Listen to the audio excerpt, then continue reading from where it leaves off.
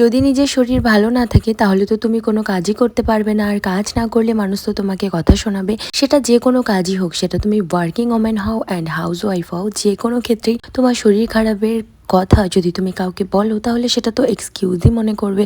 কারণ কাউকে দেখে কখনো যদি মনে না হয় যে তার শরীর বা মন খারাপ, তাহলে মানুষকে মুখে বলাটা সবাই এক্সকিউজই মনে করে। যাই হোক, আজকে সকালবেলা আমারও সেরকম খুবই শরীর খারাপ করছিল, তো ডিউটি যেতে পারলাম না। কারণ সকালবেলা এরকম করে শরীর খারাপ হলে আমি কখনোই যেতে পারবো না, সাথে ভমিটিং হচ্ছিল, একটু পেট ব্যথা করছিল। তো ভাবলাম যে কিছু তো প্রবলেম হচ্ছিল, তাই ও মেডিসিন খেয়ে শুয়েই ছিলাম। তারপর কিছুক্ষণ পর উঠে ভাবলাম যে না, নিজের ঘরটাকে পরিষ্কার করি। কারণ অনেক দিন থেকে আমি কন্টিনিউ ডিউটি শিডিউলের কারণে কোনো কাজ করতে পারছি না, না ঘর পরিষ্কার, না মাম্মামের একটু কেয়ার, কিছুই না। কারণ আমি ডিউটিতে যাই সকালবেলা আর চলে আসি দুপুরবেলা, মানে বিকেল হয়ে যায় 3টে 4টে। তারপর আর কিছু কাজ করার এনার্জি তো থাকেই না, কারণ অলরেডি একটা হেক্টিক ডিউটি পার করার পর সারাদিন কাজ করার কোনো এনার্জি থাকে না। তার মধ্যে আমার অসুস্থতার জন্য, অসুস্থতা বলতে আমার অ্যালার্জিক রিয়াকশন হয়, তার সাথে সাথে একটু অন্যরকম প্রবলেমও হয়। তো সেই কারণে কোনো কাজ করতে পারি না, মেডিসিন নিলে শুধু ঘুমই পায় আর কিচ্ছু পায় না। তো যাই হোক,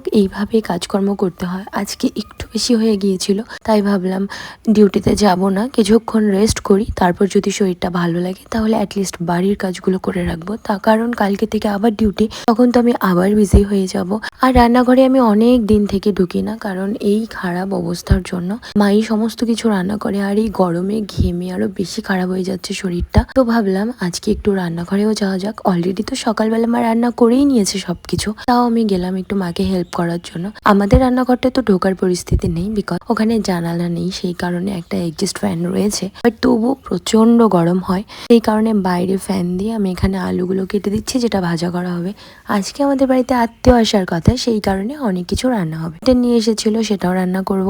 তো সেই কারণে মা সেগুলোকে বাছবে আগে, কারণ মাটনের মধ্যে তো জানো ছাগলের লোম থাকে, তো সেই কারণে খুব প্রবলেম হয় সেগুলো বাছতে, তাহলে ওগুলো আবার পেটের ভিতরে চলে গেলে শুরু হয়ে যাবে সমস্যা, এমনিতেই গরমকাল। যাই হোক, আমি এখানে পেঁয়াজগুলো ভালো করে কেটে নিচ্ছি আর আলু ভাজাটা বসিয়ে দিয়েছি। এটা হয়ে গেলে সাথে প্রেসার কুকারে মামামের খাবার বসানো আছে। মামাম এখন ঘুমাচ্ছে, কারণ খেলছে, বিকজ ওকে আমি সকালবেলা ঘুম থেকে উঠে মা খাইয়ে দিয়েছে, আর আমি তো তখন ঘুমিয়েই ছিলাম, বললাম তো শরীর খারাপ ছিল, সেই কারণে আমি কিছুই করতে পারিনি সকালবেলাটা। তারপর একটু ভালো লাগছিল, ভাবলাম চলো একটু বাইরে বেরোনো যাক। বেরিয়ে প্রথমে রান্নাঘরে ঢুকে কাজ বাজ করলাম। ঘরের কাজটা তো আমি আগেই করে নিয়েছি, ঘরটা এত সুন্দর করে পরিষ্কার করার পরে রান্নাঘর থেকে যখন ঘরে আসি, দেখো মাম্মাম তো আমার কাছে ছুটে আসলো, কিন্তু ঘরের অবস্থা খুবই খারাপ। তারপর একটু আমি খেয়ে নিলাম, খিদে পেয়েছিল, আর মাম্মামকে একটু খাইয়ে দিলাম। তো আজকে সারাদিন আমি আমার ছোট মেয়েকে নিয়ে কি করলাম সেটাই তোমাদের সাথে শেয়ার করলাম। যদি ভিডিওটা ভালো লাগে তাহলে অবশ্যই একটা লাইক করো, কমেন্ট করো। চলো বাই।